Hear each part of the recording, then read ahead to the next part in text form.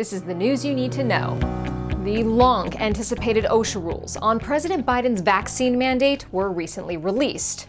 We know you have questions, and we have answers in two different formats. First is a webinar where employment lawyer Catharine Morriset answers member questions. That happens November 24th at 10 a.m. Second is the December episode of the CEO podcast, titled The Vaccine Mandate: What's Up and What's Next? On December 1st at 10 a.m., Washington Hospitality Association President and CEO Anthony Antone will answer your questions about the vaccine mandate. Click on the Events tab at wahospitality.org to register for these informative sessions today and get your questions ready. So these webinars are about President Biden's vaccine mandate, which says any employee of an employer with 100 or more employees must get vaccinated or get a weekly COVID test. That means hospitality businesses with 100 or more employees may be required to implement this mandate. But as of this recording, the new rules were temporarily blocked from going into effect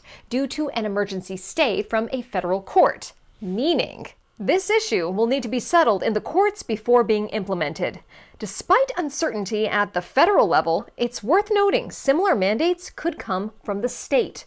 To stay current with the latest information on this issue, sign up for the association's weekly newsletter for the latest updates and news. As we get closer to the holidays, concerns about supply chain disruptions are top of mind.